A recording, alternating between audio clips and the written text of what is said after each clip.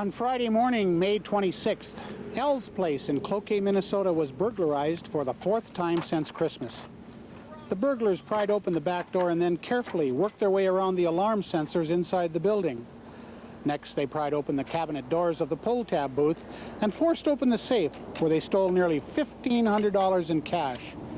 They apparently knew there was no alarm around the pull-tab booth. Cloquet police believe the same people were involved in all 4 burglaries. They obviously had some connection to the bar because they knew how to avoid the new alarms and defeat other security devices. Do you know who these burglars are? Crime Stoppers will pay up to $1,000 to find out their names and keep your name anonymous. Call us at 1-800-974-TIPS or 723-ENOUGH.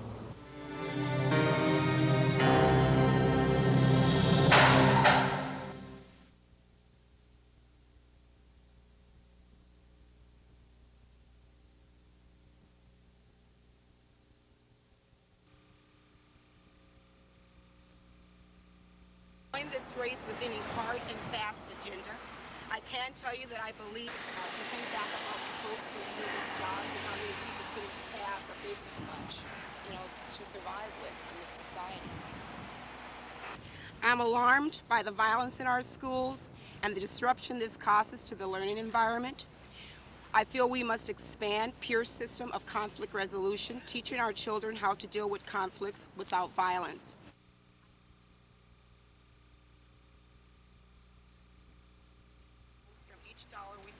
On education. I know that there are no easy answers to these problems, but I would give them top priority as a school board member. I am a native Duluth.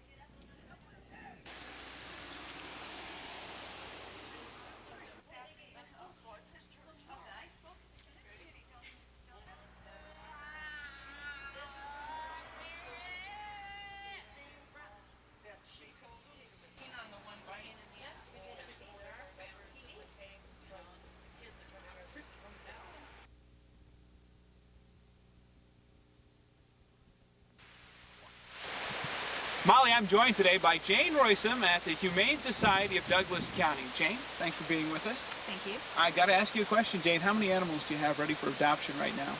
Right now we have 19 dogs and 12 cats. Now, when you say dogs, do you mean puppies, or those dogs and then puppies are a separate category? Puppies and dogs combined. We have a lot of little ones right now. We have 8 little tiny puppies, if you remember from last month's segment. And they're almost ready to go. How old are they right now? They're about 6 weeks. I don't know, 6 weeks, 4 weeks. 4 weeks. Now, how old do they have to be for them to be adopted? They should be about 6 weeks. Should be about 6 weeks. Yep. Now, they just started eating solid food today. Now, how many puppies are there? There's 8 in that batch, and we have 3 other little pups. Little pups. Now, I saw a 6-month-old. It looked like a collie mix in there. What kind of home would that be good for? Oh, right now anyone who can give him attention. He loves attention, he loves kids. Anyone. It seems like most of the pets that you have in here really like people. Is that true? Yeah, they do. And we have a lot of kids that come in. My 2 daughters come in and they play with the dogs and the cats, and that gives us a better idea of what kind of home they can go into, if they're going to be good with kids or not. It really helps. Okay, let's switch gears a little bit and talk about the cats. Now, I saw some really sweet kittens in there. Tell me about them. Oh, man, there's a lot of those. One just went out today. We had a little 3-legged guy in that got a home, which we were real happy about. Not too many people would like something like that, but the right people came in and got him.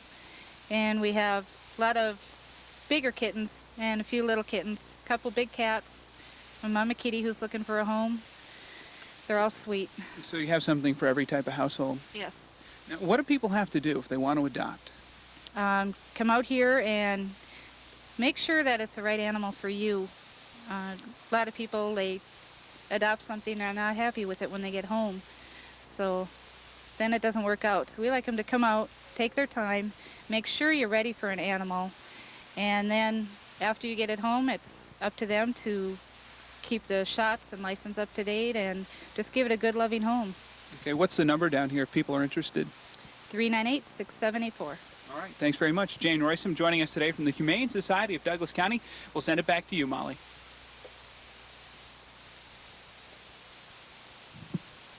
How do we do on time?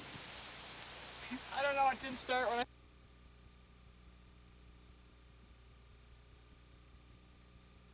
Equalized value in the area counties.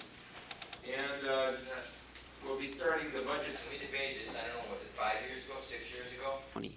We're operating under a very tight time frame, and given that, the resolution tonight is good in that it'll give us some time to work with the county.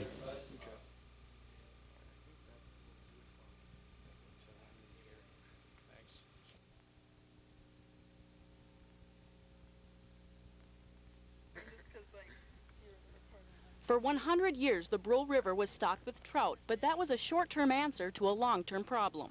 What we're trying to create is a natural situation so that these fish have the ability to spawn and rejuvenate their own population, and then we don't end up having to fill in with stocked fish. The trout weren't reproducing because of poor conditions in the river itself. The Brill River Sportsman's Club wants to correct that problem. We need to, what we need to get for them is a velocity of water that allows them, when they fan the gravel, it needs to be movable. They fan it, once it lifts up into the current, it'll then move downstream if there's enough current to move it. So that's the reason that they need a specific velocity. The solution? Wing dams, which concentrate flowing water into a smaller area, thus speeding it up. The volunteers are building new dams to replace old damaged ones. They pick up submerged rocks to simulate the old river, then bring in the gravel. All they do in here is basically, fan their tail and dig kind of an indention like that. They'll lay their eggs down in there, and then they'll come back above and they'll fan more gravel over the top of the eggs. And there they'll sit until early spring. Working with the Wisconsin DNR, the group tried out its idea under Stone's Bridge. Money from Wisconsin trout stamps covers the $4,000 cost of the gravel. The satisfaction of providing a place for the trout to spawn makes the work worthwhile. For the most part, this river, with its history and the quality of the whole stream, a lot of people care about it, and they want to see this thing become self-sufficient again like it was 100 years ago. Along the Brill River, Gina Katzmark, Channel 6 News.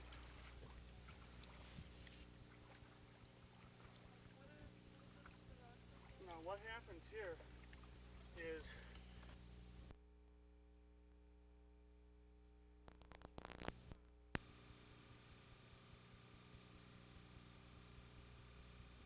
designed to take the guesswork. Well, it may not be any more difficult than it... Okay, let me see if I can sort of work. How much more difficult is it going to be for the... Within the next year, we're going to address that issue. The final determination will be up to our Natural Resources Board based upon the results of our discussions over the next year at the staff level and with all of the people that might be involved in this process. Manufacturers and commerce in Wisconsin. Yeah, we deliberately went to an afternoon evening to capture a different audience or to attract a different audience. So this issue connections a lot of different heads. Right, yes. Right. I mean, this has a high degree of interest, or has had a high degree of interest in the Great Lakes region and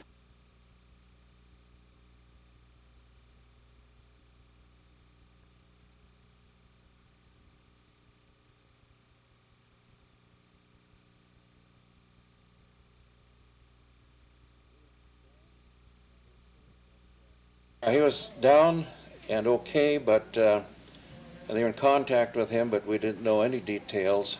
So that made us a little apprehensive, and we felt that way until I actually talked to him.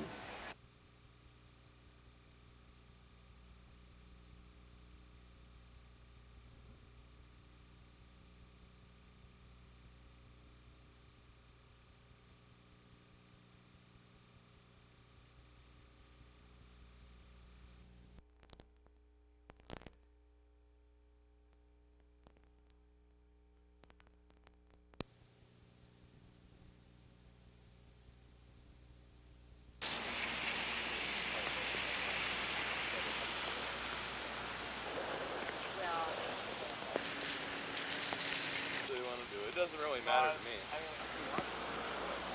Majority of the council to seriously reconsider this, but okay, but the rest of the neighborhood down here, there's a bed and breakfast. I know the history of this house, and I know that this house would have eventually come under the city program, especially after the doghouse issue was exposed. We're really going to dig into vacant houses like this that are potential problems and demolish them. So to spend $272,000 just to fix a house in a neighborhood, I don't think is a good enough reason to do it.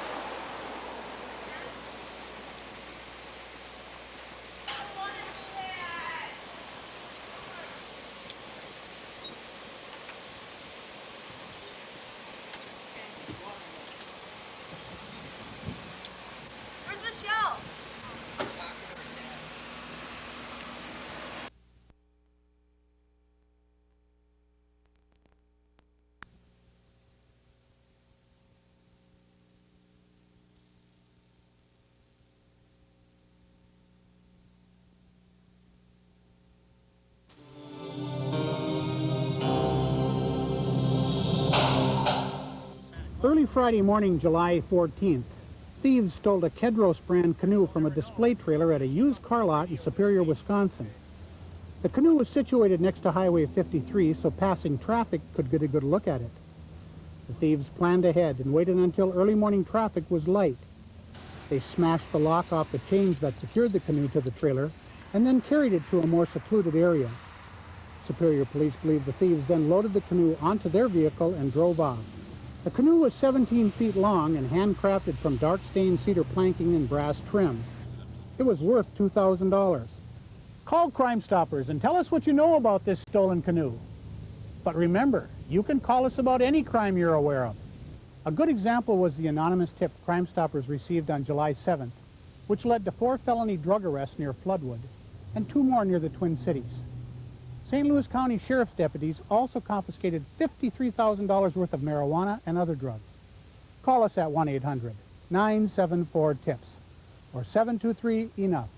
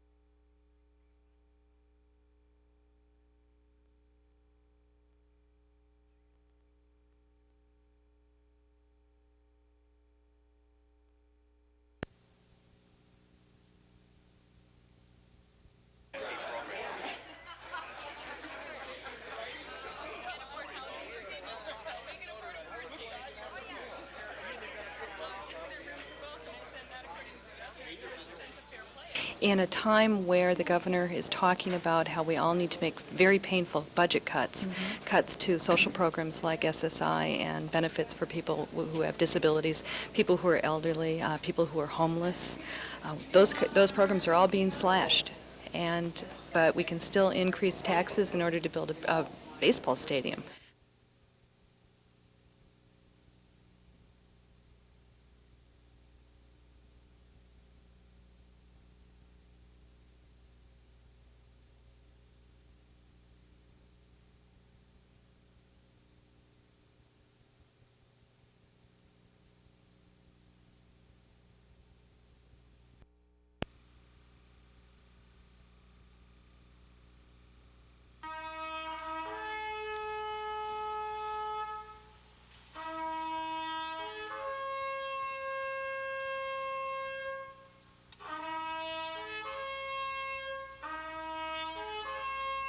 They hadn't dropped that bomb, we'd have lost 1 million men in Japan.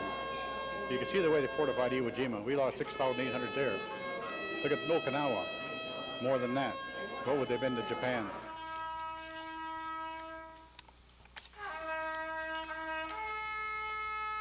Tech Sergeant Harold Christensen.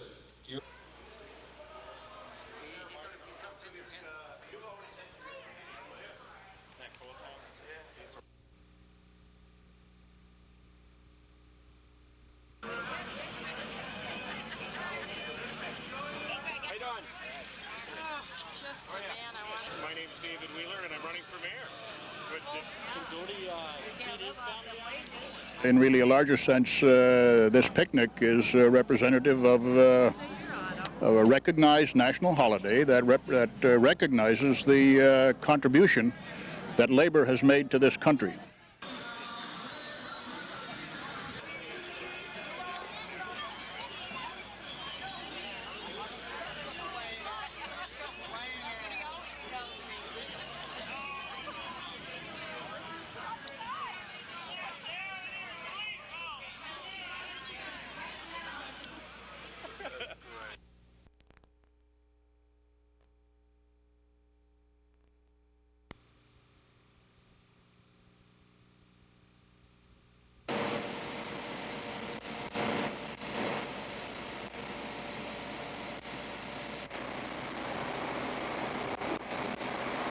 But inside of it is a 15-foot diameter skylight right in the middle, and underneath that a water wall fountain area, so there's a water feature in here, and the objective of which is to really give it a whole new atmosphere in there and a lot of lighting.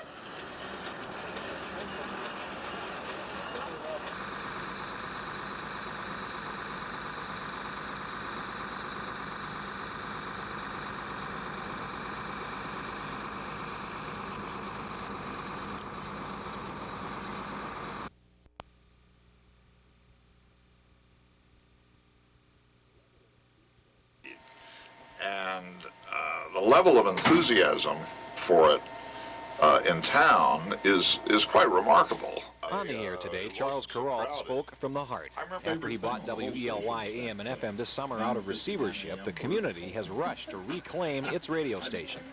I don't know if we're ever going to be the best small station in the country, but I really do think we're going to be as closely identified with the town as any station in America. I think. But for Kuralt, it's a different experience. After all his years in the field, he's never run a station from behind a desk. You know, I don't really feel like a station owner. I'm not here. I am a pack stacker, as northern Minnesotans say, an outsider. He doesn't like the idea of being an absentee owner, but he does like the idea of returning here to check up on his charges, many of whom are volunteers. With all these volunteers coming to help out around here, giving their time for nothing just for the fun of seeing this place work, I think it is going to work. Kuralt's fame precedes him here. It's something he plays down. Still, he's always been a people man, and these are people he enjoys as much as the North Woods. I'm doomed to be forever an outsider, but that doesn't mean I can't have lots of friends and approach things as someone who really loves the place. Kuralt even says it's not vital that his station turn an immediate profit. He's in it for the long haul.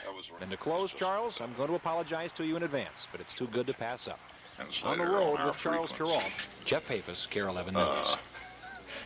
2 radio stations up here. You think you could find room? Jeff Pappas, Somewhere NBC News. Well, what you know, they're on their own frequency, but then they have a translator to even.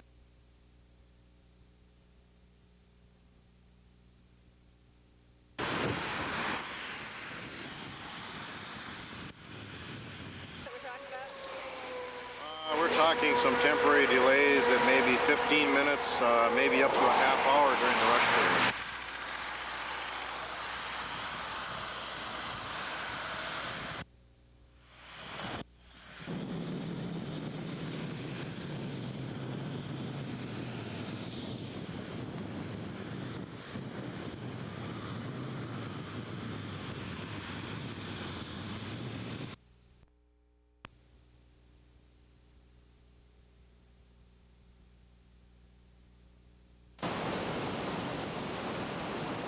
Listen.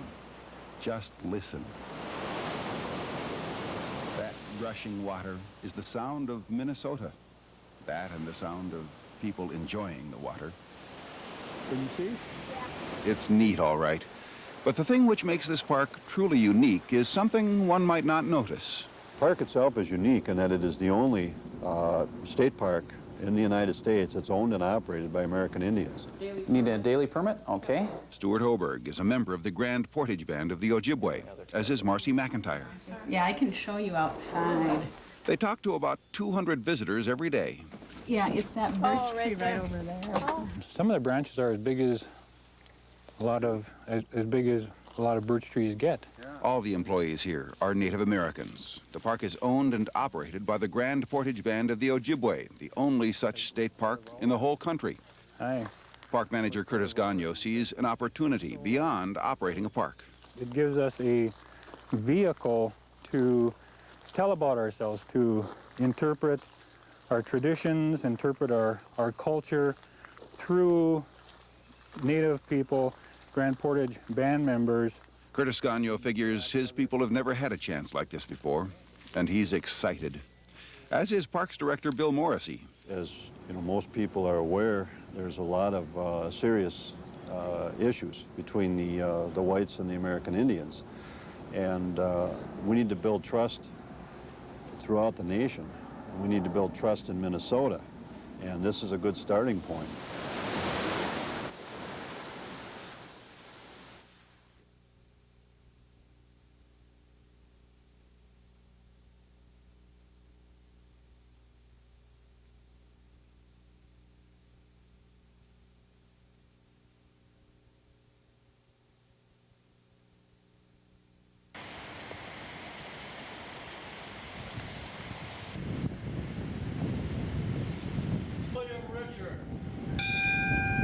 Crockett, William J. Danielson, Benjamin F. Erickson, David Wayne.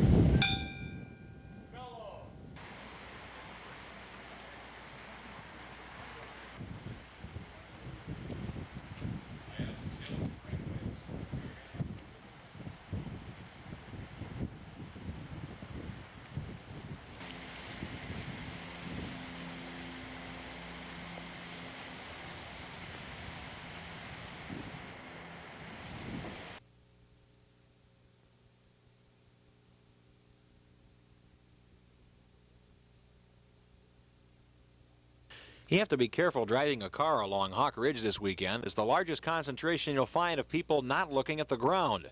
Hawk Weekend means everyone's eyes are trained skyward, and the bird watchers come from all over. A gentleman stopped here the other day, came all the way from Northern Ireland. So this is a site that's well known, not only around the Midwest, but we've had visitors sign our book from all 50 states. And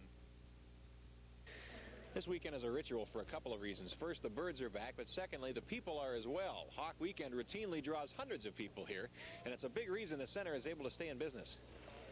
The assembled bird lovers had a chance to learn about hawks and to donate to Hawk Ridge in a variety of ways. People could even adopt a bird and, of course, release it. She's going to get Bye, a picture. buddy. Okay. Have a good trip. Cheese. Leo Fellman of Hastings adopted a bird today and was glad he did. I guess, you know, to help them promote what they're doing here, I think it's a worthwhile project.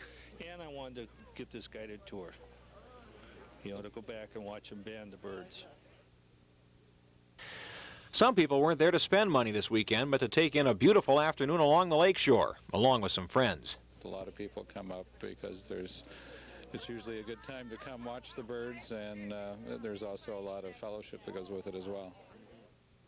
And after watching the bird watchers, you start to wonder, how can they spot eagles and hawks flying hundreds of feet in the air?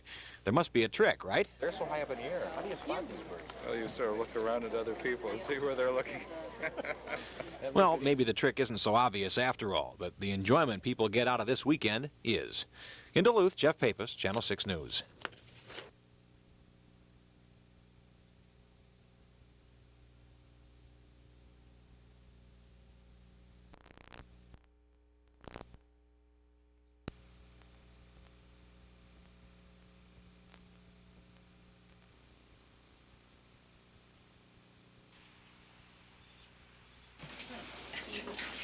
Okay, then what you do,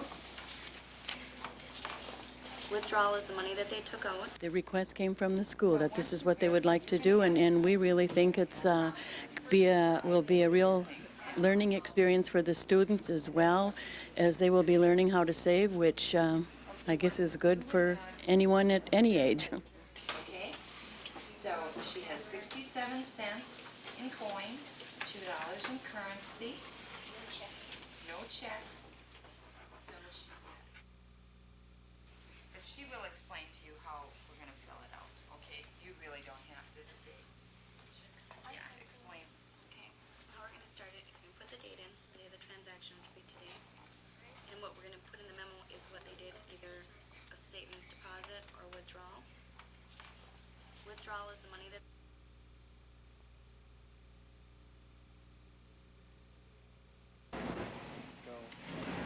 The shooting began shortly after about 8 o'clock this morning at that building right behind me there, 420 First Avenue Southwest in Grand Rapids. Now, what police are saying happened at this point is that the man came out of that building holding some sort of a firearm.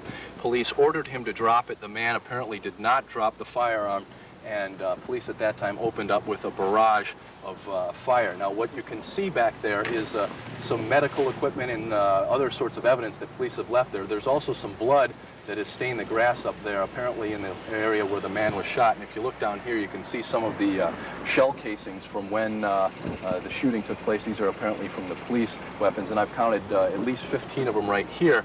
Take a look over there. You can see empty shotgun shells. There's a police shotgun. There's some other equipment, some camouflage stuff, where these police cars have been here since early this morning. Now, we also had a chance today to talk to some neighbors in the neighborhood here who said they are shocked by what happened here. First we heard him yell, "Halt." Then we heard the shot, and my husband and I just hit the floor in the house. So, and then it was just one shot after another. It was unreal. Now, after the suspect was shot, he was taken to Itasca County Regional Medical Center, which is only just a few blocks from here. There he was pronounced dead on arrival. We don't know much about the man. We don't even know his identity yet, but we have heard some unconfirmed reports that he had a history of crime and had recently served a lengthy jail sentence, although we are still trying to get that confirmed by police. We should know more about who this man was and why he was shot tonight in our 6 o'clock news. Now back to you.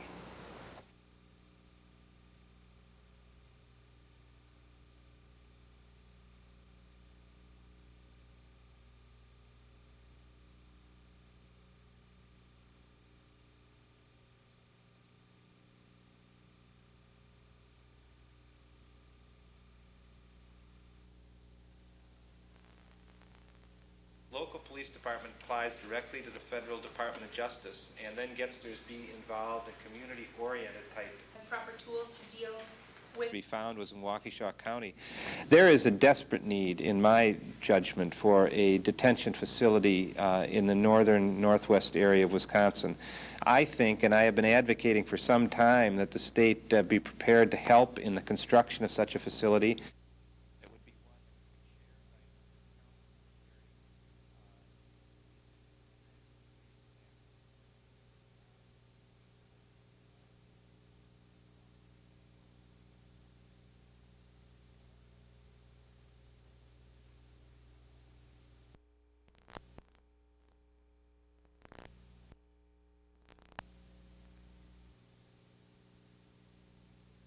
Do not feel like they can throw up their hands and say there's nothing that we can do, because that we are going to be an advocate for the people that we serve. That everybody in the community, that the law enforcement, the medical, the business, the teachers, everybody realizes that they do have a vested interest in ending the violence at home, because I firmly believe that the violence in the home is really the root cause of all the other violence that we have. And until we really address that, until we address what's happening to women, until we address what's happening to children and what children are seeing in their homes, we're not going to stop it. And we need to hear from people what they think the best solutions are for their community.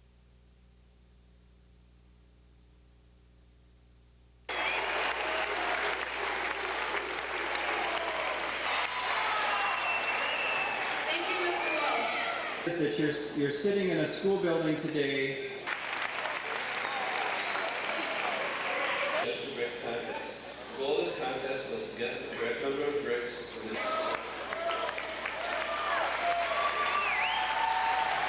At this time, this concludes our dedication part of our assembly. Now we'd like to start our homecoming assembly. So out of it. That's what I think.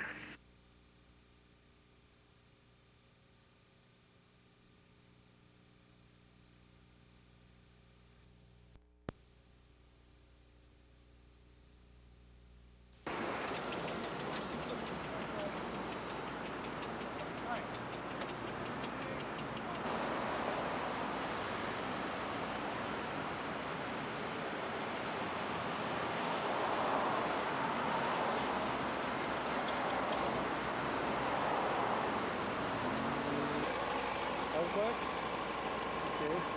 just pull it right up there.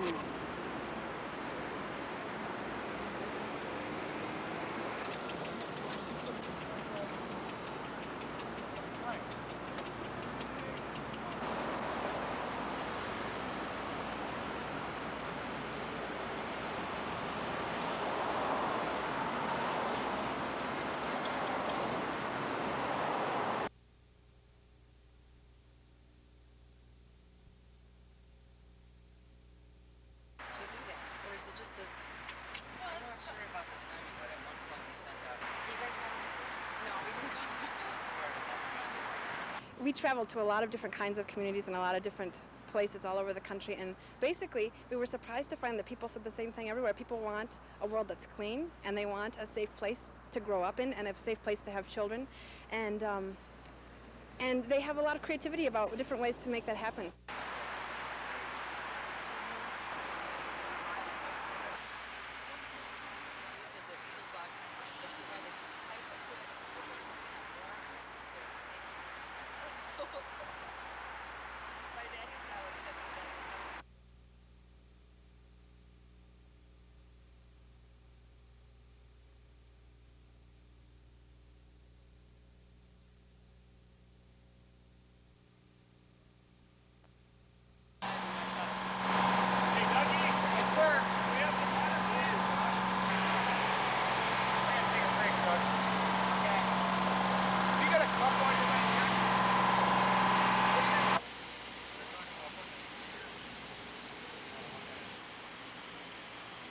We think we know where it started. We'll be doing the damage estimates, working with the insurance company to see how quickly we can get back in operation, and then seeing what other procedures do we have to put in place to ensure that the facility is protected and people continue to be protected.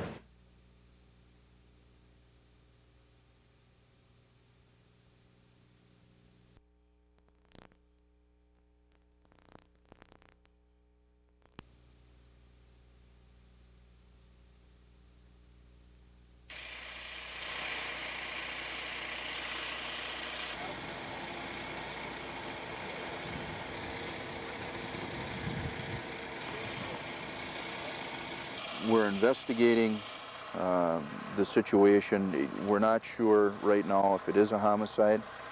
We haven't determined the cause of death as yet. Post will be done today, and once we have more information, we'll release it.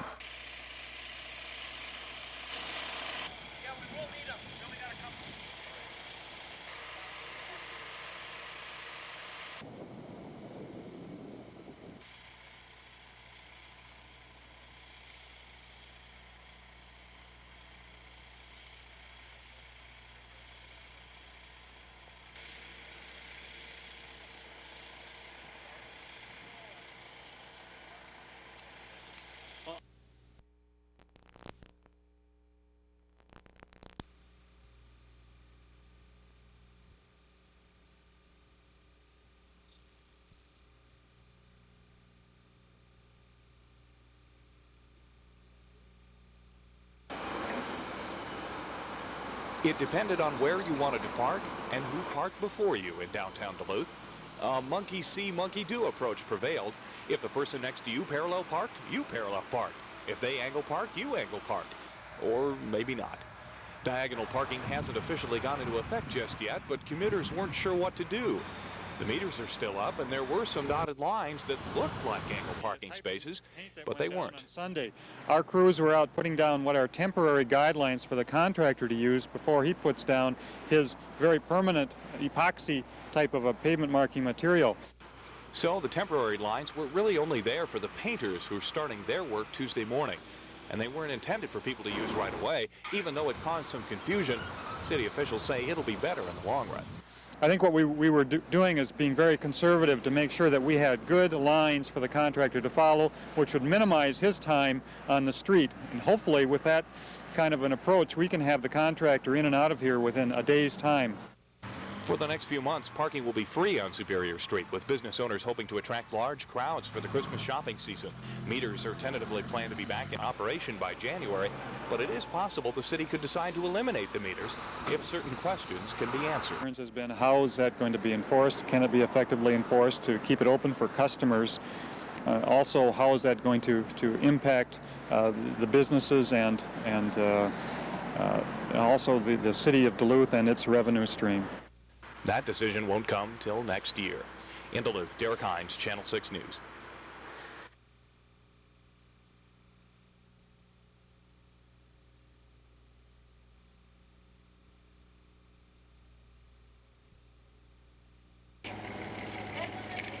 Fire crews were called to this rural winter residence early Thursday morning for what they thought was a routine fire call.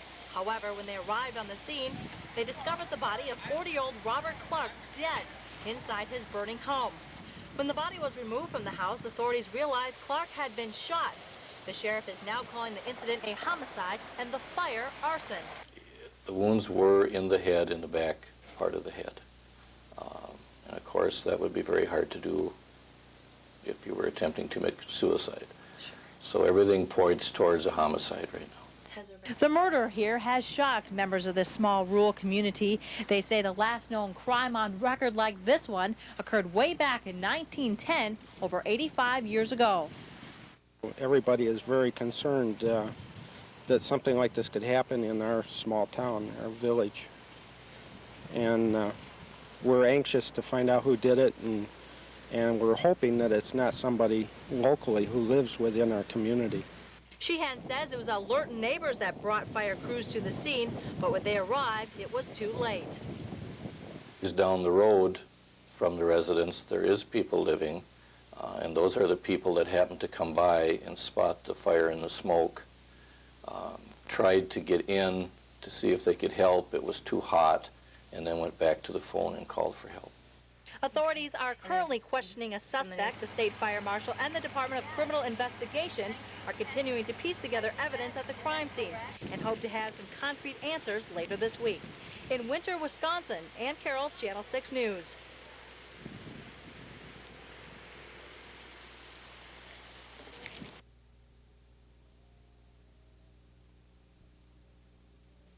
We'll change the way until tomorrow comes around. On stage, he was Aya, Jamaican for brother. A 34-year-old reggae artist who sang about peace and harmony. His shows were a performance, but they were no act. Eric Heim's friends say his life was about love. The most ironic thing I can think of that someone whose whole embodiment as a human being had to do with peace and love, you know, who met a violent end such as this. Early last night, Eric Heim was shot dead in his South Minneapolis apartment. He was with 4 friends when 2 gunmen with ski masks kicked in the door, ignored the others, and went directly to Heim. Steve Scott says the men chased him into one room, fired shots, and then chased him out. And I think basically then he turned and tried to run out his own door, and then hit him twice more from behind. And then there was silence, and they disappeared. Neighbor Jason Lund cradled his friend's head. Tried talking to him, saying, you can beat this, you're better than this isn't your time. And he breathed his last breath right there. Tonight at Heim's home, his friends consoled each other and wondered aloud. The man they remembered was not into hard drugs, had no known enemies, yet was clearly a target. I can't understand it. I'm at a loss.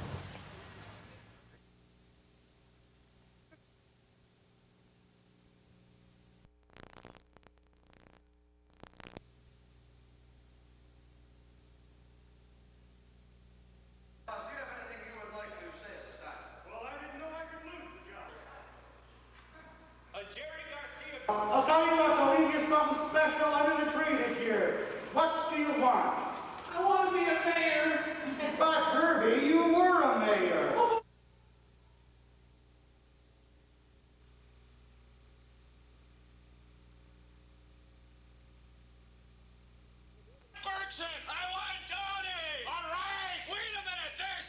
Well, David and I really never had any animosity or aggression, but we do plan on challenging those other 2 guys that are running. I know at least one of the candidates, other candidates who's actually running is going to be there, and we hope that the mayor will join us also.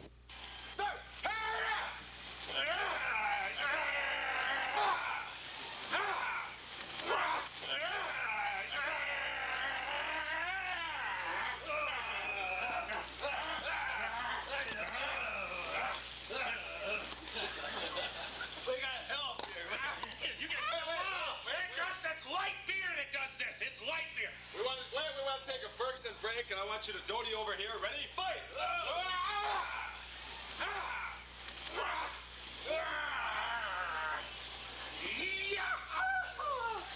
I always knew you wanted to lay up against the wall there, Wheeler.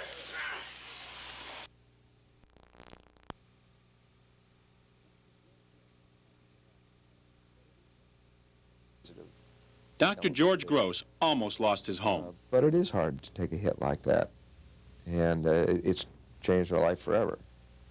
One hopes that we will get some restitution, that we can repair our life. Hal Hamilton trusted the same con man and lost his life savings. I found out later that this had all been worked up while he was in penitentiary. Both these men would have been all right if they'd done a background check on the man who talked them into a bad business deal. I would have told him that Mr. Clark had a number of civil filings against him, that he had criminal records, that he had... Diane Childs runs a data search company. You can find companies like that in the Yellow Pages under Information Services. For $25 or so, they can do a business credit check. Criminal records are also available. As for personal credit history, you'll have to get permission from the person you're trying to check out.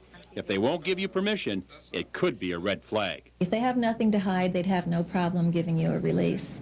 There are other ways to check out potential business partners. Private investigators can do the job. Sometimes it's even easier to sniff out a con. Ask about references, professional licenses, degrees, and ask to see them. Don't be shy, and don't be a victim. Chuck Whitlock for NBC News.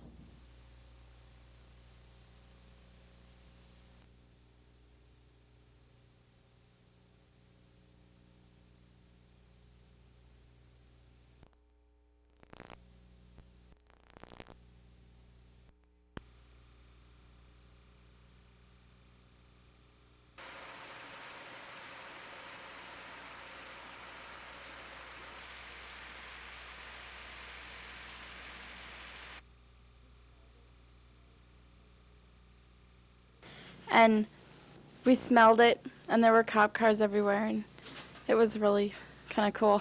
So we didn't have to evacuate a whole lot. The parochial school and a few houses and a couple of businesses, and it went real smooth and real systematically.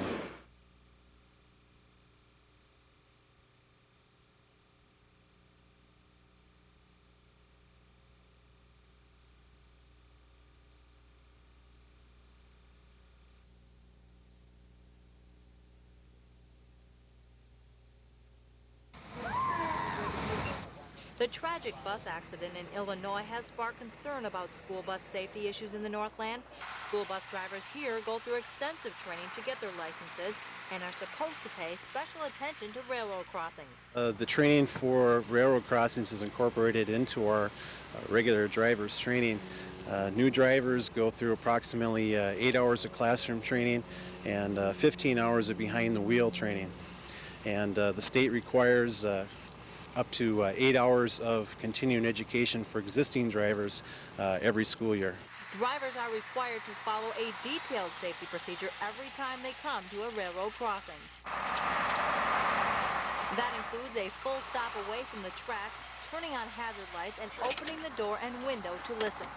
An example of other special precautions taken is the Superior School District, where almost every school bus route crosses a railroad track every day. Superintendent Ben Cannon told Channel 6 News today, children are instructed to be silent as they come to railroad crossings, letting the driver listen for train sounds.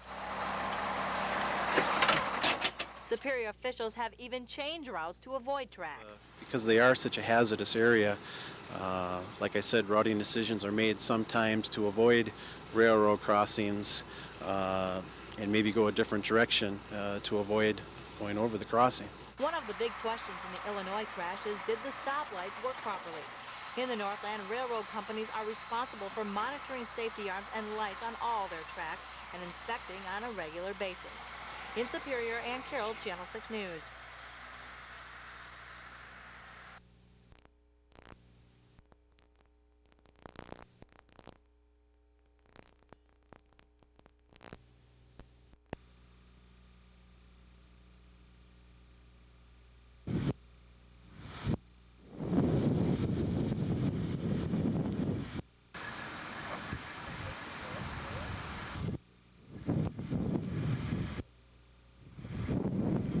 So it's corrosive, you know, that type of thing.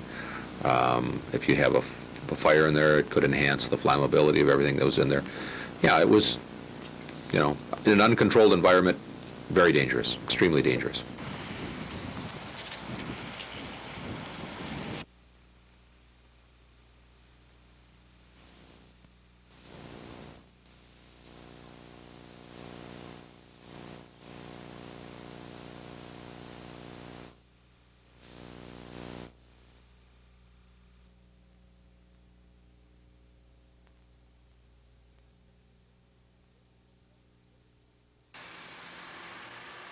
Construction workers are busy in Hibbing, busy trying to lay the foundation of the new $7.5 million Duluth Clinic Hibbing before this ground freezes. Clinic officials are excited about the major expansion on the Iron Range. This is just a great day for Hibbing. There's an opportunity here for the whole community, the region, both as far as jobs, drawing area for people to come to shop, seek health care, and so on. So this is a very exciting time for, I think, people who live here, for business people, and for patients and their families. The new 50,000 square foot Duluth Clinic Hibbing will be located right here on this spot, directly adjacent to the University Hospital Mesabi. The person says not only will the new clinic increase the size of medical facilities here in Hibbing, but also the area of medical specialties. We are looking at adding other kinds of services, possibly OB/GYN, ear, nose, and throat, urology. We are in the process of developing our recruitment plan and looking as to the availability and the cost and the accessibility of what these particular subspecialties will bring if we would have them in the community clinic. When the new building is completed, 10 new physicians will be added to the clinic staff, along with about 20 new support employees from the region. The Hibbing facility will become the Duluth Clinic's 22nd neighborhood branch. The project is expected to open its new doors by the summer of 1996. In Hibbing, Ann Carroll, Channel 6 News.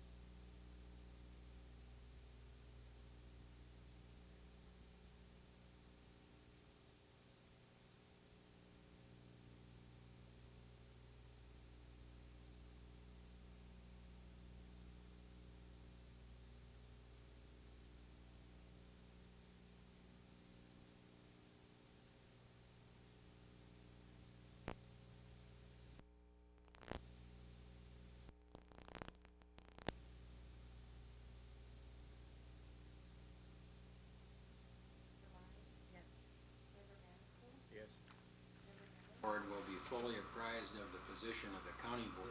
Discussion before we actually. We haven't made any sort of recommendation as to how we will use, or if we will use, a service charge. What we're trying to do is to preserve our options by this zero amount.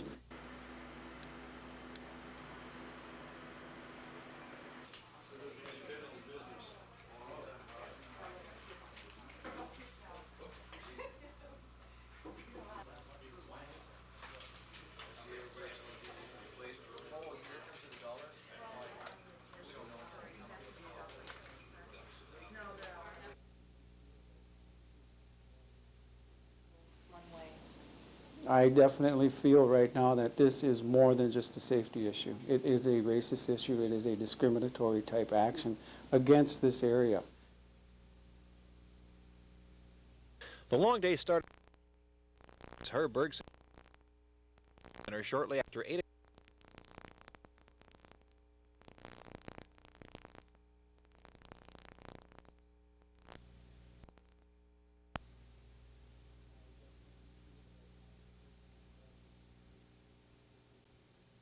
I definitely feel right now that this is more than just a safety issue. It is a racist issue. It is a discriminatory type action against this area.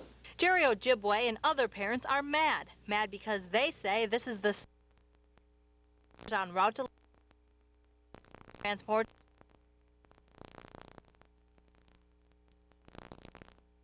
schools. In same route, school and bus officials to put an aid on that bus to help the driver. You're going to love it. I mean, they just loved the well. The well was a big thing to everyone up here. They were all excited. Then we moved in, and the same day we went to start washing floors and stuff, and we noticed the water smelled like diesel fuel and kerosene type mix, and it just smelled really bad.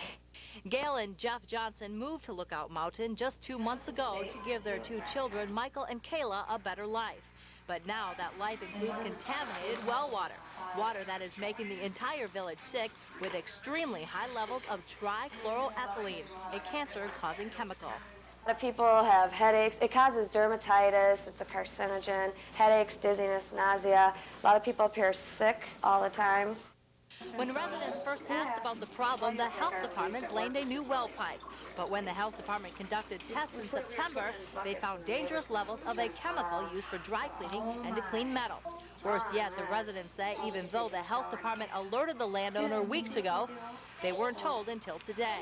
Channel 6 cameras caught the caretaker delivering the official notices to each home. Last night was the first time I found out what chemical was actually in the water. I never received any kind of a written notice. I just this morning, last night from a tenant, I got a letter, a copy of the letter, and was asked to look at it. And that was the first time I ever seen it. And my name was on it.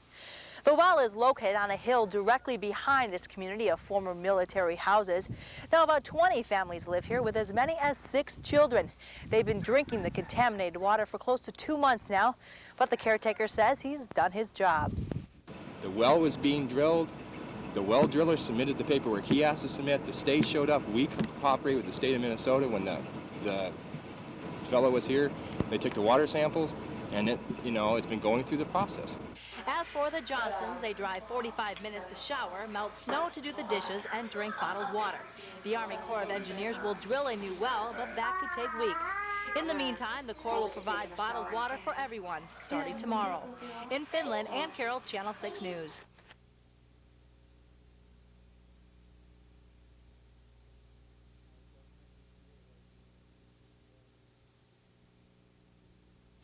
I definitely feel right now that this is more than just a safety issue. It is a racist issue. It is a discriminatory type action against this area. Jerry Ojibwe and other parents are mad. Mad because they say this is the 7th accident in 5 years on Route 11 in Cloquet. The route transports as many as 70 Native American children from the Fond du Lac Reservation to the Cloquet Public Schools.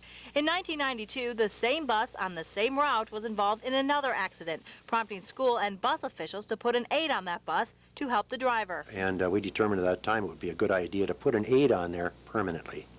Okay. And we did do that at that time. That aid's been on there. An aid has been on that bus since 1992. And that aid was on the bus this time.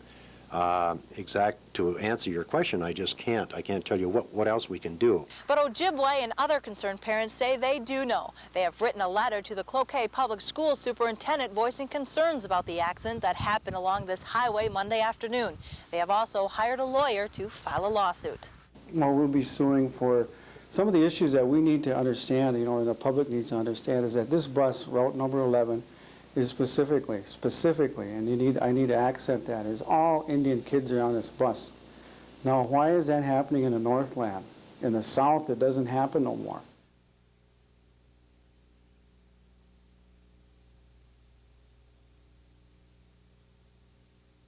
It's not real big, but it's a decent deer. Sure.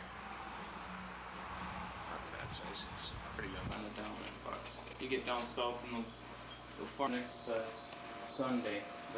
I heard just of last night after the snow and sleet that they really moved late last night, and lots of people seeing lots of movement in the woods.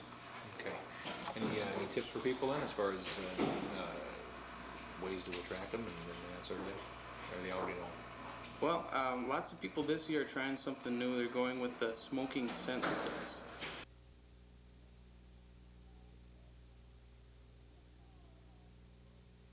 Christmas City, gotta stay happy, make a smile ball, that's the card to throw. Christmas City, wonderful city, come this Christmas to the Christmas City, let's go.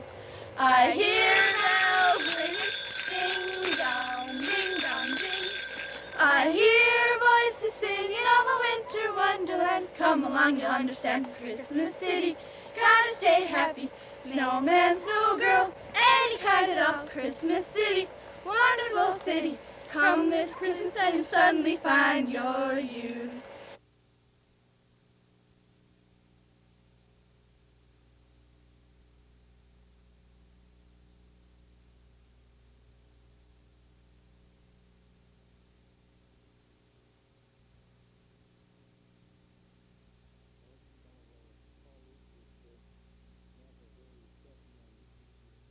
Well, it's some of our colleagues that met a very sudden and unplanned end, and we would like it to be declared a gravesite and left as such. Through the ice.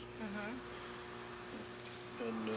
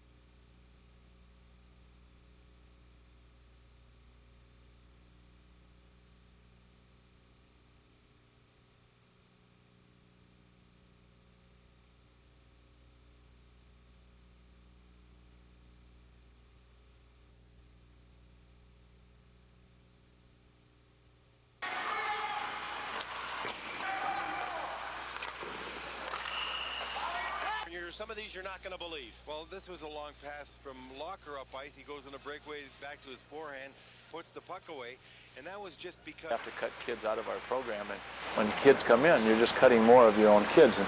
And I guess I don't have to win that much. Well, if a kid comes from Hermantown and drives every day to play hockey in the Duluth East End, I'm not sure that's fair. But if a family chooses to move into a school district, I'm not one to judge whether it's a hockey move or an academic move. Goaltender as he did on the first goal. Good move to his left, back to his forehand, and it looks like he's gone too far. Stops just enough to... Defending champs in fabulous style.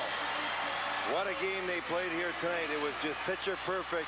Coach ran. Some of these you're not going to believe. Well, this was a long pass from locker up ice. He goes on a breakaway back to his forehand, puts the puck away, and that was just because he just fires and it goes right inside the pad, and boom, the puck goes in the net. Right off the right shooting foot.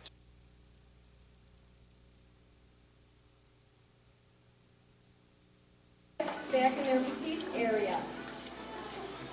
Next we have Michelle. Lucky day, Lorraine.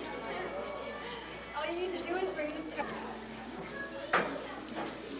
Looks like green is in it.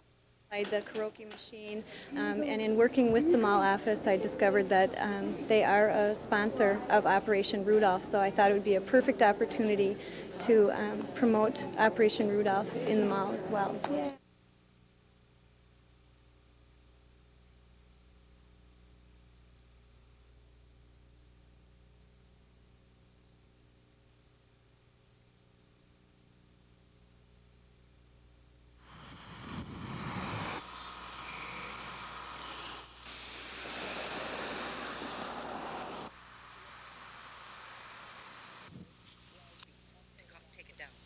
Okay, the estimate by a demolition company was estimated at $50,000, which was a rough estimate, but that's the figure they gave us to work with. Our general fund operating budget is around $74,000.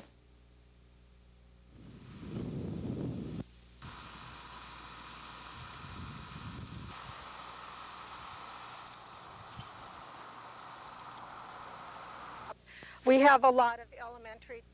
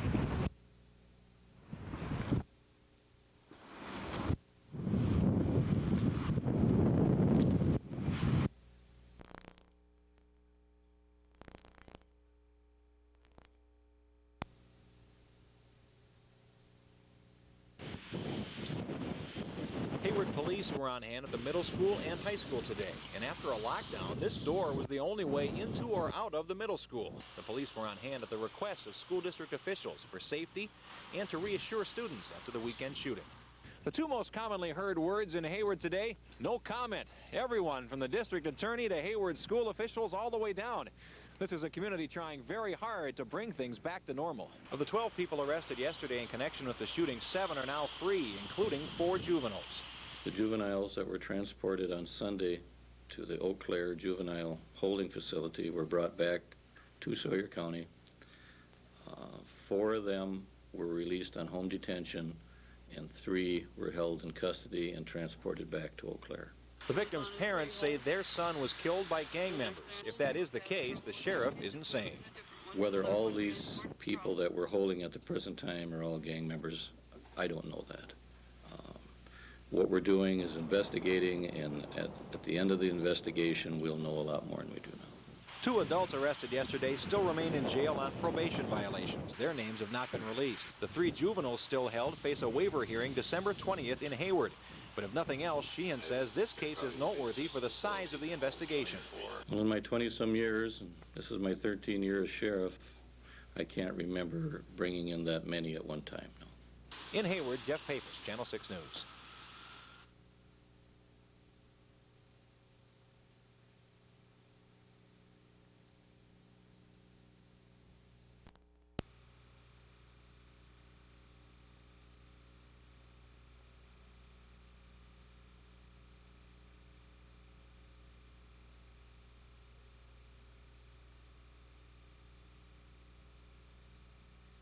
So all of the calls from 1989 to 1993 are all commingled with one another. And so there are no telephone bills for any one of us. They're all commingled together.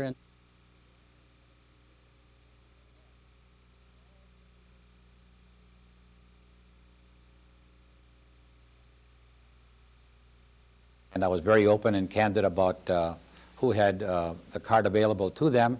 And under that kind of pressure, I had totally forgotten that I had given it to my ex-wife, because I had told her that if you need to contact me for any personal business, go right ahead. And at that time when I was being asked, is there anybody else who has your phone card, and I said, I don't think so.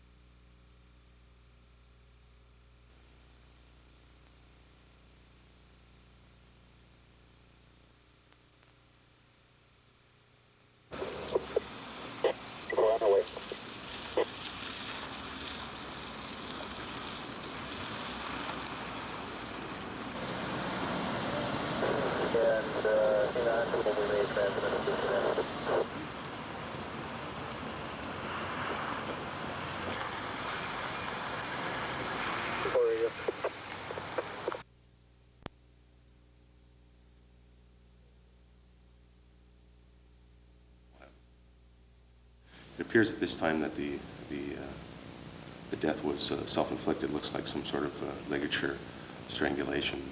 We'll know more as the day goes on, and that will be released to you by the medical examiner's office.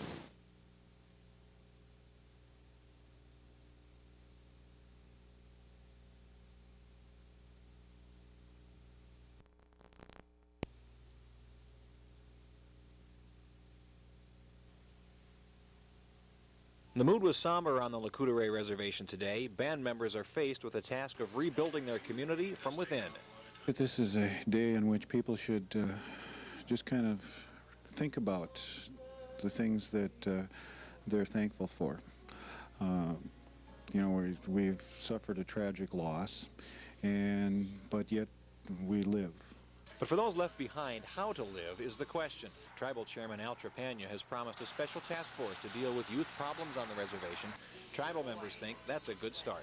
We need to draw upon our warriors from our communities, the men, the women, the elders, the children who are willing to come forth and help us to do something about the situation in our communities. Others say that answers the band seeks will come from inside the group itself.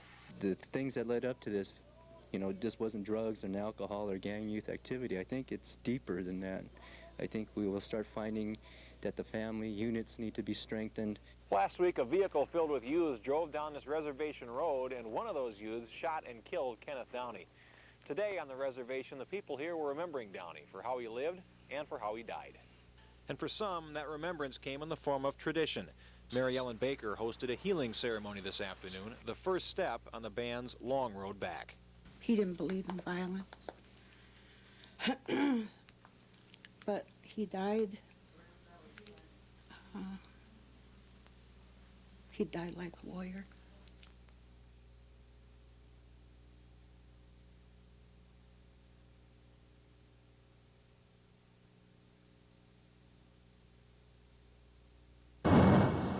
So you always wanted to ride with Santa Claus. Well, this is your childhood dream come true, because now St. Nick's got a cellular. Good afternoon, Santa's Airport Yellow Cab. He'll swing right on over, won't even bother with the chimney, and check out those manners. I can get people any place they want to go. Doesn't even need reindeer. During Thanksgiving, all of my reindeer, except for Dasher, ate too much, and they can't get off the ground. Of course, his new sleigh can't get off the ground either. I ran into a problem with the United States Air Force. Yes, it seems Santa's been grounded. So now I'm in a yellow cab. I see. Hi there, Merry Christmas! And it's a merry cab ride for passengers like Charlene Geisler. So what do you think, little escort from the old Santa Claus? I love it. Of course, she has to eat candy canes and wear the Santa cap, and if there's a traffic jam,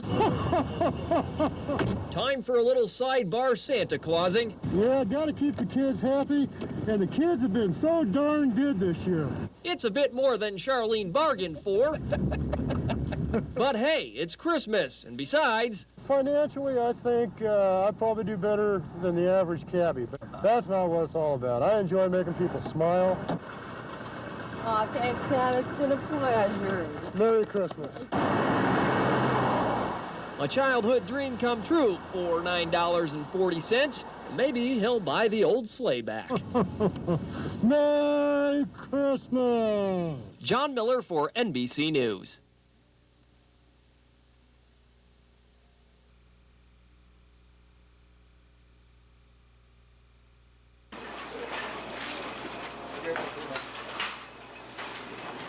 Wouldn't that be something?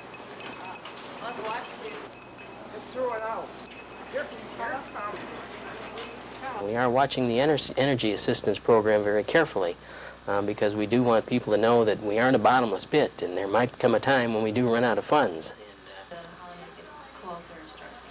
Well, if the weather breaks, if we maintain the temperature, we have the mail appeal, we have corporate gifts that come in, the kettles, real cold, they don't go out. Yeah. That affects the income. Yeah, okay. We could. These last 2 weeks are getting pretty tricky. Some of our one.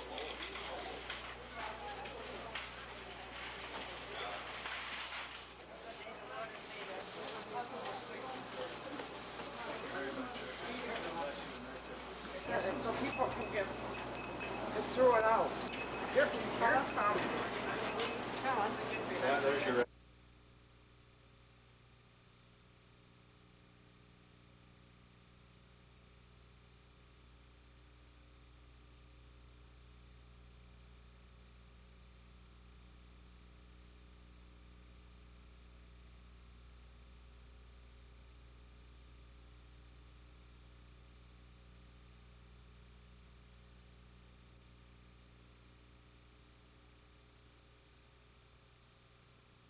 We've already been trying to get the word out that if you think you're having a stroke, to get to the hospital as fast as you can, and that affords the best opportunity for treatment. Mm-hmm.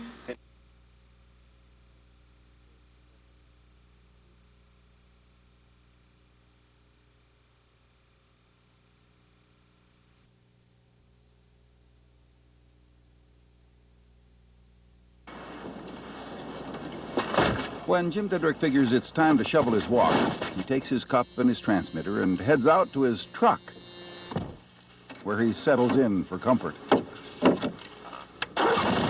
But the engine he starts is the V-twin that powers what he calls his RoboCat.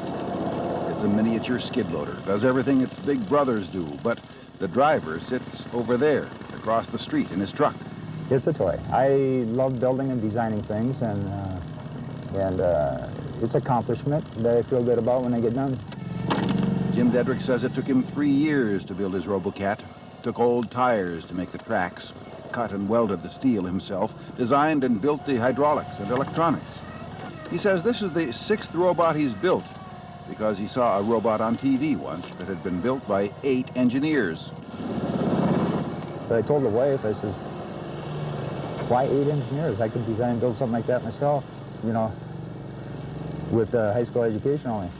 And she said, you could not. So she took me on as a challenge. I like to... A challenge for fun. Jim Dedrick says he could shovel his walk from the comfort of his house, but he can't see his driveway real well from there, and even though there are lots of safety precautions built into it, that RoboCat tends to get into trouble from time to time. So it's important to see what it's doing.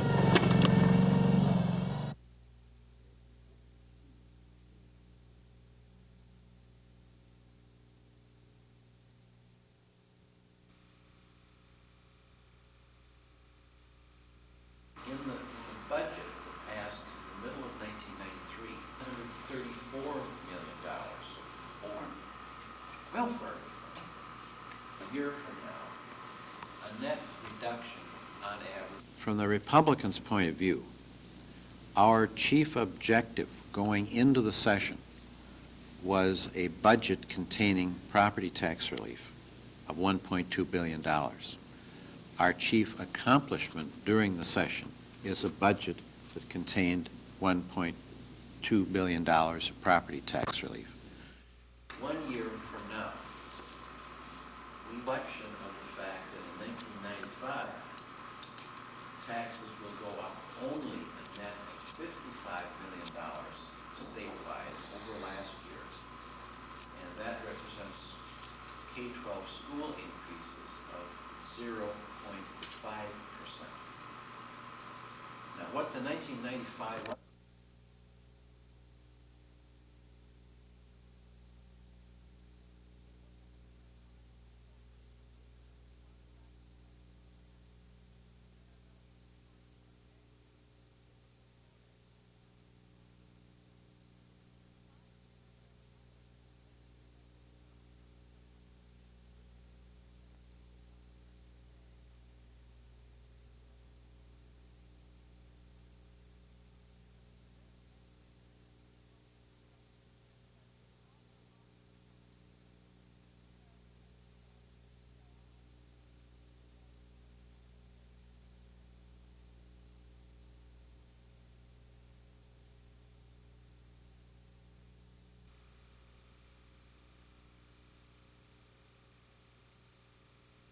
take it up at the next committee of the whole, and then we can sit down and discuss it with you. Because do that at a committee meeting, I don't have a. Once again, they're in committee right now. I think we're still at a stalemate at the federal level. The bulk of the cuts come in 1997. Some cuts come in 1996.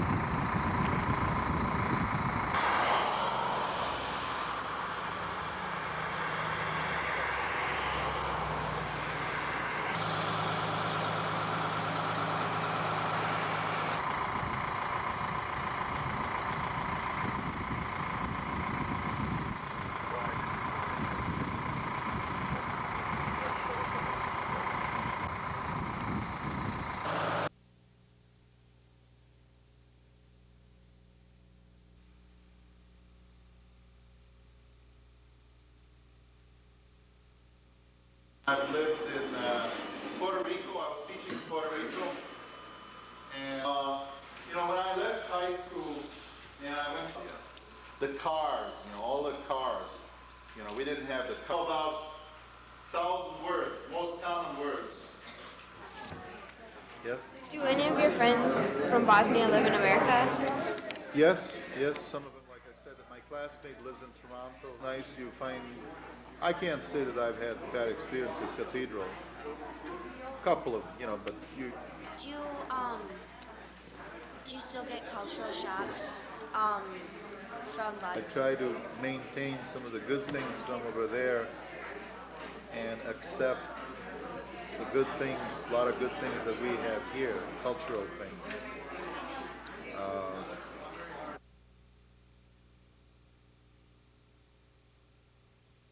important tradition. We must have respect for the law. It's a symbol nearly as old as Christendom itself, a lighted candle to signify the birth of Christ. But now the handheld candle in church may be gone for good.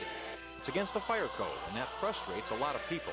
Now we find ourselves at a point where, for reasons of safety, we're told we can't continue that tradition, and we have a lot of people that are very upset about that. Until this year, the person who shouldered the blame in many churches was the pastor. I am amazed at the amount of, if I can say, heat that I have taken because we can't have lighted candles in church. Now, it's not illegal to have a handheld candle on Christmas Eve, but you better have it out here, out of doors. The minute you bring it into a public meeting place, you're violating the fire code. Duluth Fire Chief Dwayne Flynn says he knows it's a tradition, but lighted candles are simply too dangerous.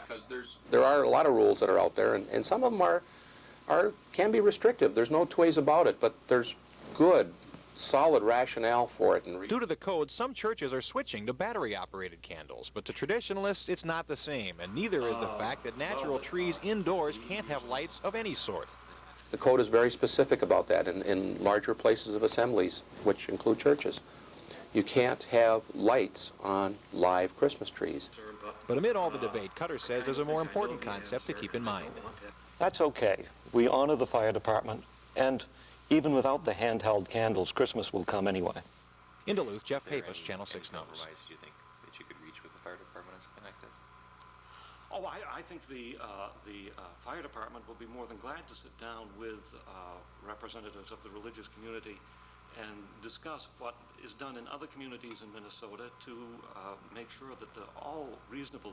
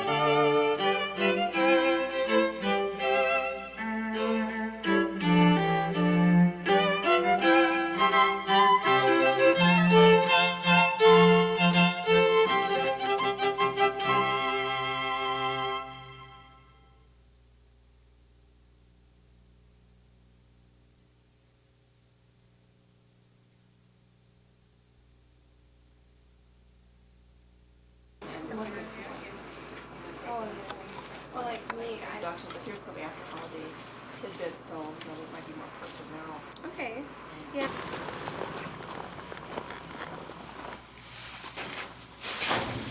There is a problem this time of year with a number of chimney fires due to people burning their wrapping paper. The way the wrapping paper is made with the dyes and so forth that are on there, it causes an intense heat and can end up being a problem in your fireplace.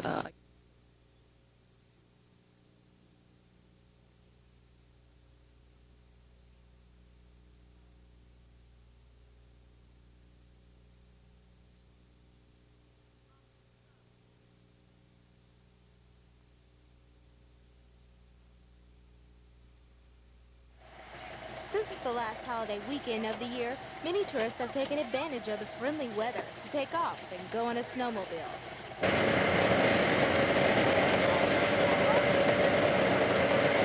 This is a busy and booming time for businesses that cater to snowmobilers.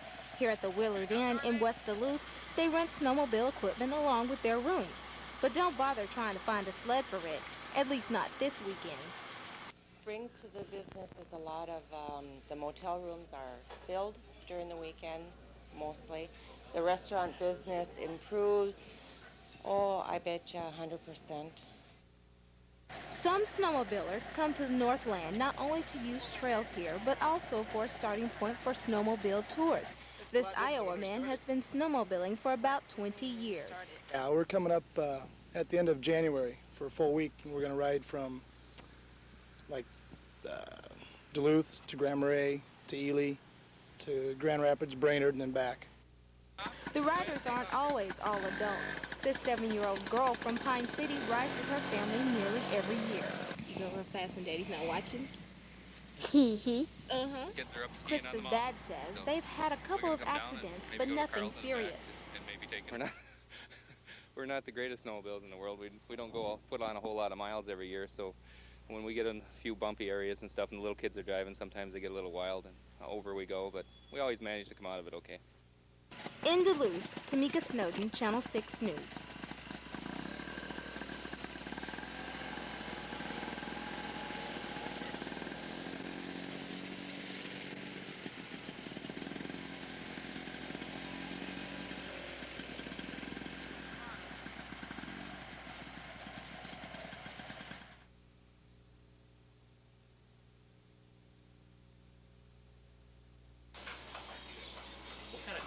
He's a man who makes you nervous if you own a computer, because if you see him, there's a question you can't answer. Scott Graves has run Datacom Computers in Duluth for 7 years, and now he's on call.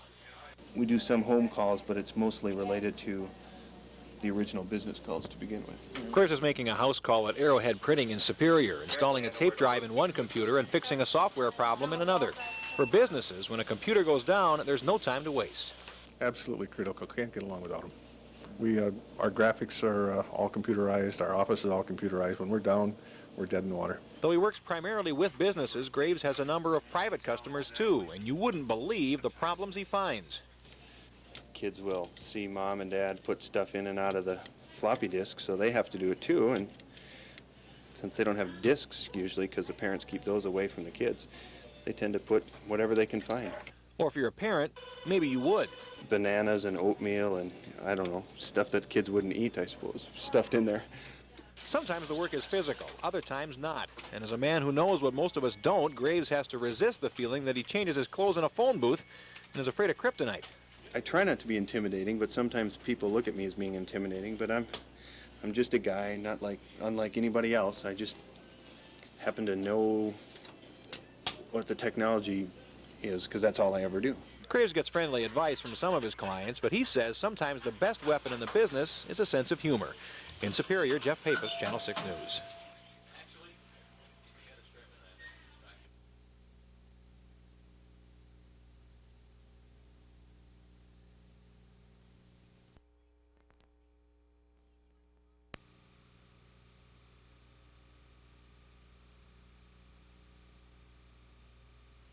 Arm underneath. That's a good otter. That's a good otter. Yes. Are you a good otter? Are you a good otter? Otto is a river otter that was found abandoned in Superior National Forest sometime in May. He was found by some forestry workers. Fortunately, out of the group, there was a biologist with the group, so she pretty much handled the rescue of Otto. We said, bring him down. We take a look at him, and when he arrived here, he was a pretty sad-looking little bundle. With help from animal experts at the zoo, little Otto gradually gained strength and grew to be the healthy otter we see today. And along the way, something else happened. He started making friends. What are you doing under there? Huh? What are you doing? Hello. Hello. Hello. He and I spent many 2 a.m.s and 4 a.m.s over a bottle trying to get formula in, and I went through all the developmental stages with him and then had to help him with the transition to becoming somewhat independent here at the zoo. He's become somebody very important to me as an animal. What do you want? Huh? What do you want? Huh? What do you want? Oh, okay. Otto is about 8 months old now, and Jerry says he has a little more growing to do. His personality, however, is fully developed. No fear biting photographers, remember? He's alert, he's curious, he's active. There is a comment from some writer a while back that otters will do most anything as long as it's fun. And when it's time to coax Otto back inside, another part of his personality becomes apparent. He grabs the fish, but turns around and looks at you to say, I know you're going to leave. And then he yips pitifully as we walk out the door. So we have fun, and he's good at laying a guilt trip, which most kids can do. With the Northland Close-Up, I'm Rich Powell. This is our river otter. He's only about 8 months old, and we're going to take him.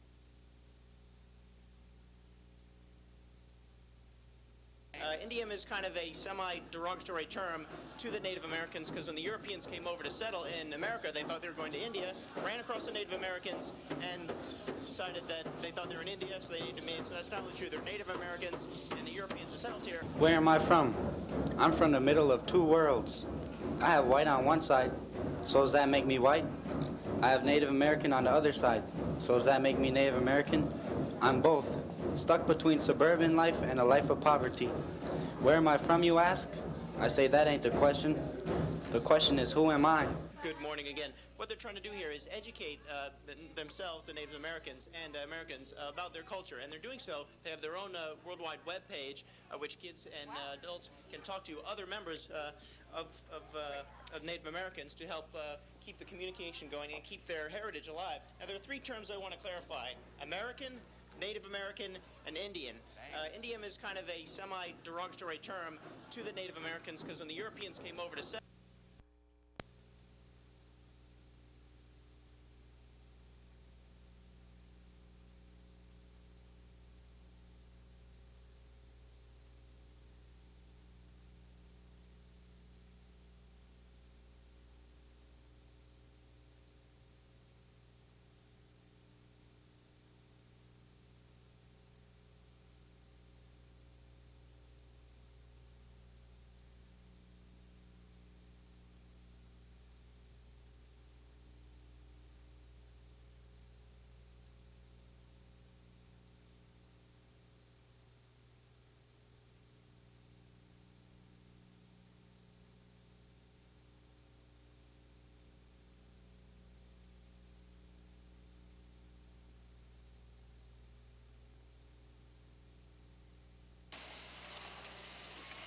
Pollution control experts say the discovery of asbestos in the rubble on the ground leads them to believe there is much more asbestos material in the building.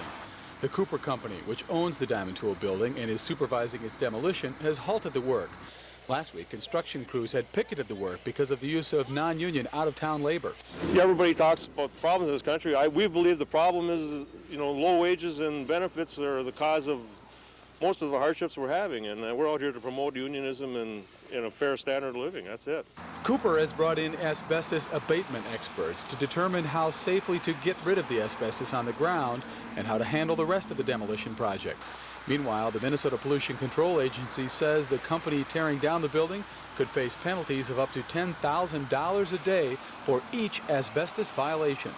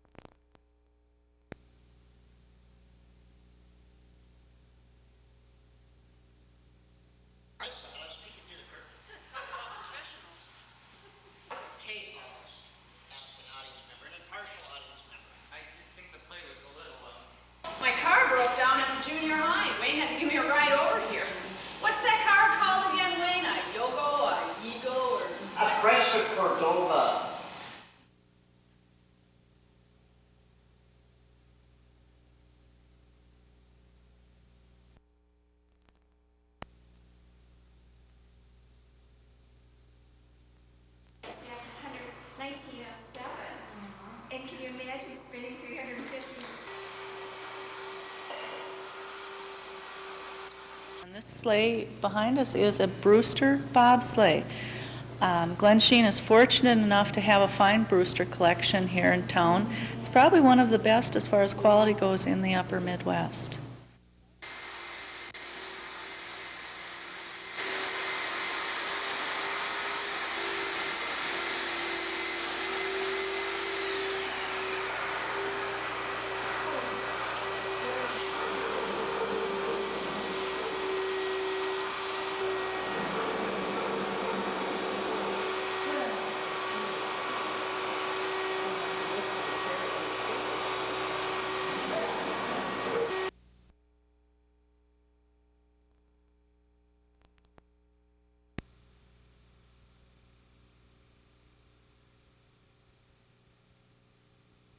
Calling a friend of Oliver, one of the top rose mauling experts in the state of Wisconsin. She's painted a winner.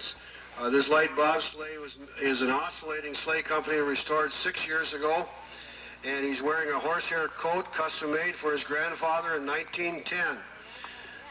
The Albany sleigh, Harvey Mulder's driving us from the early 1900s. The Albany was a sports car sleigh. His driving pleasure and obstacle driving events. This is Arabian Gelding, 23 years old. He's been a national champion. They're running a Portland cutter, bought in 1948 for $1, restored in 1990. And he's got a foot warmer in the cutter. He's wearing a fur coat and fur hat and buffalo hide robe, and he come 125 miles. Number 10.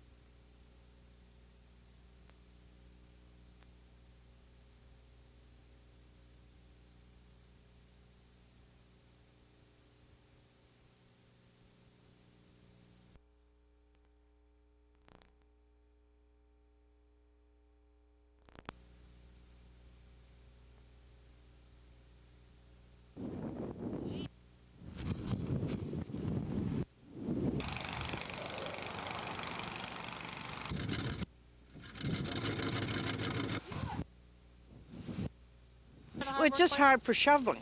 Other than that, yeah, I like it. I wouldn't go south in the winter for anything, or out to Arizona. This is my country. How long have you lived up north?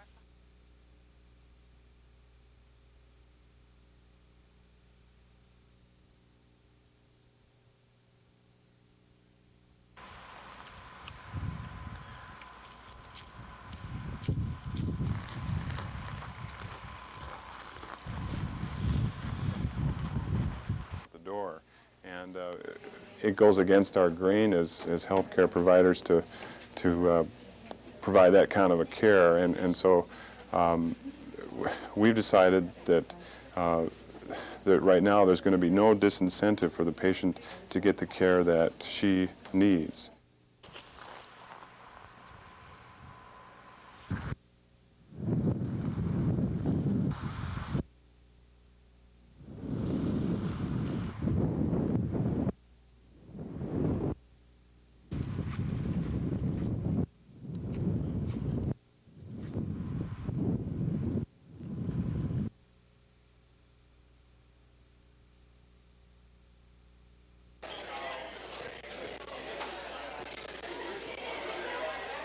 We're just going to keep going, and we really hope to bring in more of the public. We have to get the word out to the Denfeld community and to the Duluth community that there's a lot of talented, artistic kids in our city.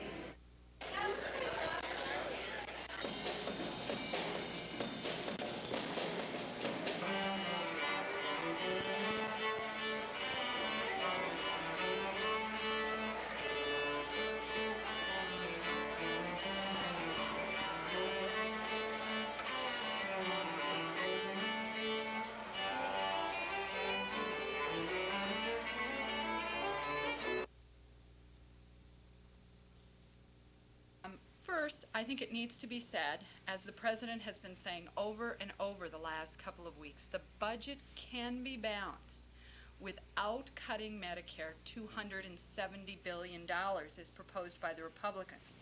It is only because of the Republicans' insistence on $240 billion in tax breaks, primarily for the wealthy, that we need to cut Medicare that way.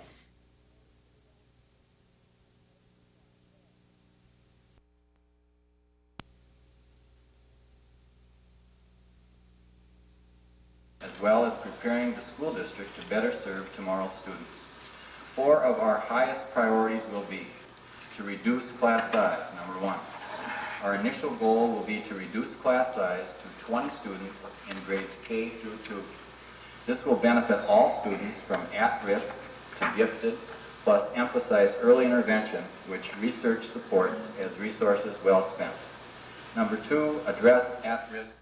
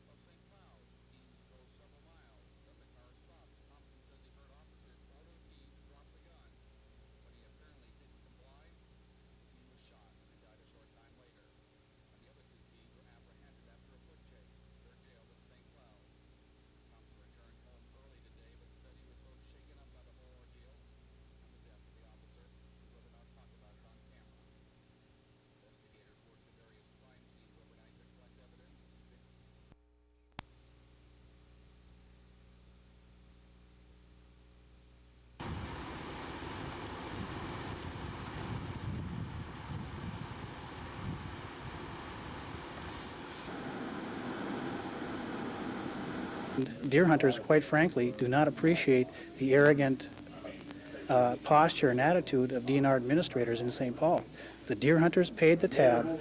We now want to collect. That's it.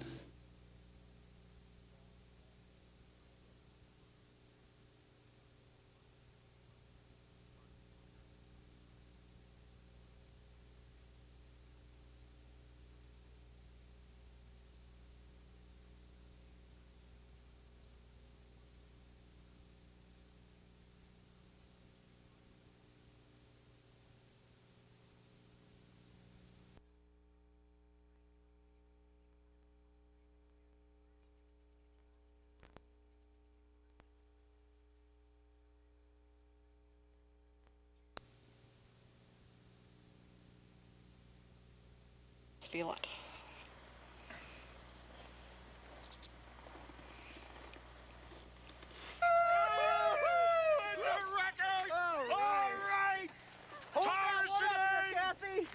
It's a solid.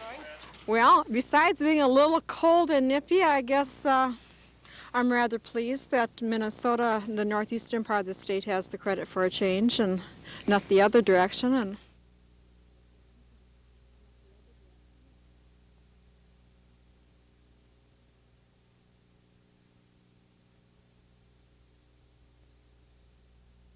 the temperature has warmed up to a whopping 6 below, and some people decided to come out and shop on this warmer winter day. Dan Michaud brought his family out to the mall just to get out of the house. It's not going to change. You might as well get out when you can. Kind of sick being inside all the time. This couple says they're just used to the cold Minnesota temperatures. We were up here last night. We live about an hour and a half away, so we were up here last night too, and it was a little colder, but didn't stop us. Even though the mall is starting to fill up now, some merchants say that the cold has definitely affected their businesses.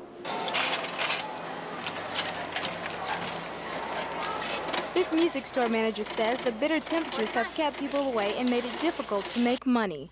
A lot of people can't get to the mall with it being so cold, and this really puts a cramp in our sales. Other store managers agree that business has been slow. The last 2 weeks it has been a little rough.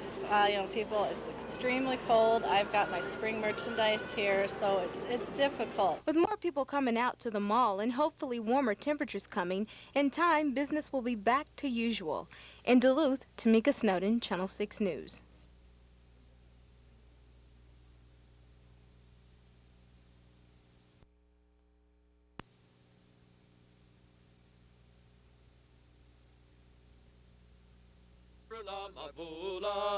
Derrière chez nous est en état. On roule on my boule. Derrière chez nous est en état. On roule on my boule. The songs of the Voyageurs filled the air in Ely yesterday as the Voyager Winter Festival started its first week. From the Frenchman's Camp on the west side of town to the Wolf Center on the east, there were plenty of activities available for those willing to brave the cold. Some of the prime attractions were the snow sculptures created by master sculptors. It's a hobby. I mean, we're called professional carvers for this category. It's based on a Inuit carving style, soapstone, simplified shapes, stylized. From the snow sculptures to the axe toss to the wolf lectures, there's more than enough for the visitor to do here. But just a few years ago, that wasn't the case, and cabin fever was a common problem this time of year. Since the festival started a few years ago, that problem has been resolved. In warmer climates, they say you should make lemonade when life hands you lemons. Here in Ely, when life hands folks ice, they make ice cream, or perhaps ice sculptures. In Ely, Dave Anderson, Channel 6 News.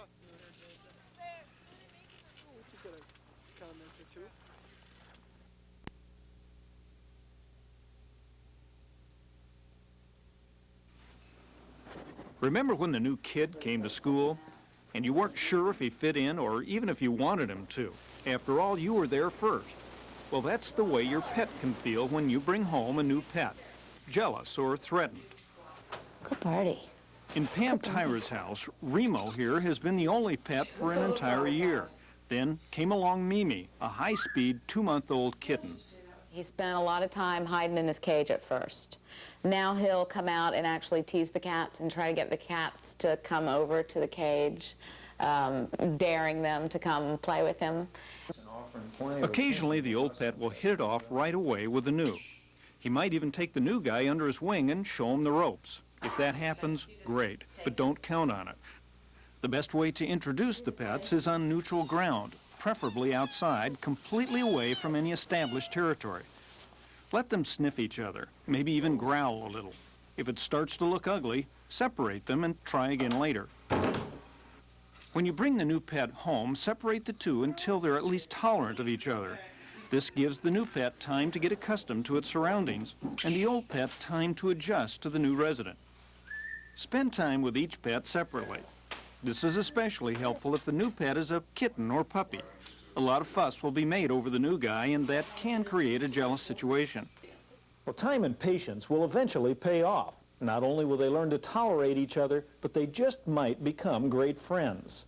For NBC News, I'm Dr. Rich Ford. The Pet Vet is sponsored by Grand Avenue Veterinary Clinic, North Shore Veterinary Hospital, and Tower Avenue Veterinary Clinic.